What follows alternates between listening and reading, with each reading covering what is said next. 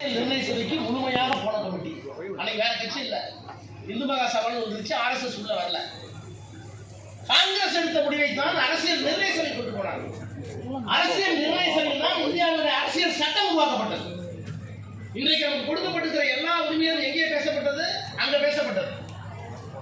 இந்தியாவில் எத்தனை மதம், எத்தனை சாதி, எத்தனை மொழி, எத்தனை பண்பாடு. நான் கட்டிருக்கிற வேட்டி டெல்லியில இல்ல, ராஜஸ்தான்ல வச்சிருக்கிற தலப்பா நம்மகிட்ட இல்ல. வெவ்வேறு மாநிலங்களுக்கு வெவ்வேறு உடை, மொழி, கலாச்சாரம், பண்பாடு, இத்தனை வேற்றுமைகளையும் உள்ளடக்கி நாம் எல்லோரும் ஒரு சட்டத்தின் கீழ் ஒரு நாட்டு மக்களாக வாழ வேண்டும் என்றால் அதற்கு ஒரே ஒரு காரணம். இந்த நாடையில் யார் யார் எந்தெந்த சாதி, எதிரே இருக்கிற எந்தெந்த மொழி பேசுகிறீர்கள், தெலுங்கு பேசுகிற 4 பேர் இருக்கலாம், கன்னடம் பேசுகிற 4 பேர் இருக்கலாம், வெவ்வேறு சாதி. ஆனால் இவ்வளவு அமைதியாக 2 மணி நேரம் இந்த கூட்டம் நடைபெறுகிறது என்றால் அதற்கு காரணம் அரசியல் சட்டம், அரசியல் சட்டம். அந்த அரசியல் சட்டத்தில் எல்லா உரிமையும் இருக்கு. தாழ்த்தப்பட்டவனுக்கு என்ன உரிமை, பிற்படுத்தப்பட்டவனுக்கு என்ன உரிமை, நாடாளுமன்றத்துக்கு என்ன வரம்பு, உயர்நீதிமன்றத்துக்கு என்ன வரம்பு, உச்சநீதிமன்றத்துக்கு, பஞ்சாயத்துக்கு என்ன வரம்பு, மேயர் பிரியாவுக்கு என்ன வரம்பு, எல்லாம் இருக்கு. இத்தனையும் 3 ஆண்டு காலம் உட்கார்ந்து இருந்தாங்க அரசியல் நிர்ணய சபையில.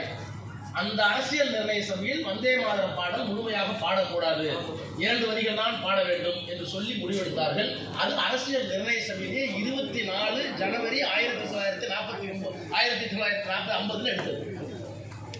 1950 ஜனவரி மாதம் 29ஆம் தேதி ஜனகணமான பாடல் தேசிய கீதத்துக்கு இணையாக தேசிய பாடலாக இந்த பாடலுக்கு உரிமை வழங்கலாம், தகுதி வழங்கலாம் என்ன முடிவெடுத்தாங்க அரசியல் நிர்ணய சபையில்.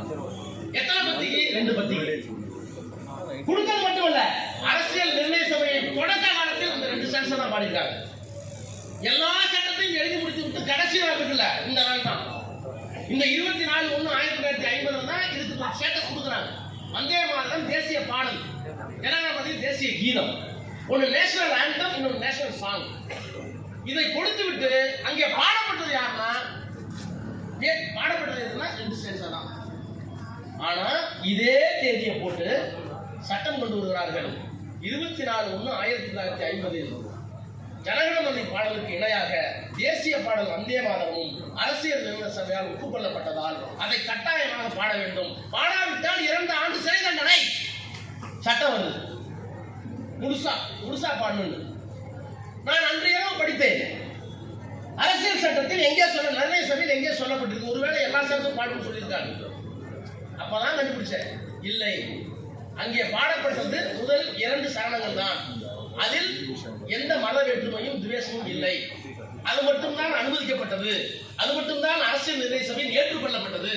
அரசியல் நிர்ணய சபையில் ஏற்றுக்கொள்ளப்படாத 4 பத்திகளை ஏற்றுக்கொள்ளதாக பொய் சொல்லி மோசடி சொல்லி அந்த சட்டத்தை கொண்டு வந்தார்கள். அன்று இரவே நான் ஒரு திருத்தத்தை கொடுத்தேன்.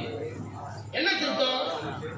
வந்தே மாதரம் பாடலை ஆட்சேபம் இல்லை, ஆனால் அரசியல் நிர்ணய சபையில் என்ன பாடினார்களோ, எதை தவிர்த்தார்களோ அதை மட்டும்தான் பாட வேண்டும் திருத்தம் கொடுத்தேன். பிஜேபி எதிர்பார்த்து பதவி போனார்கள். அப்படியே என்று அவர்களே தேடினார்கள். தெரிந்து கொண்டதற்கு பிறகு ஆகா திமுக கண்டுபிடித்து விட்டது என்று அன்றைக்கு அஜெண்டாவிலே இல்லை. அந்த பின்னணி கொண்டு வர வேண்டிய அவசியமே இல்லை. 3 மணிக்கு கொண்டு வந்து என்ன கூப்பிட்டு உங்க அமெண்ட்மெண்ட் என்னன்னு சொல்லுங்க. நான் சொன்னேன், 24/1/1950 இந்த பாடம் முழுசா ஏத்துக்கிட்டது 2 பத்தி தான். ஆனா நீங்க முழு பாடலை ஏத்துக்கிட்டது ஃப்ராட் பண்ணிருக்கீங்க, you committed a constitutional fraud அப்படின்னு மைக் ஆஃப் பாஸ் பண்ணிட்டாங்க.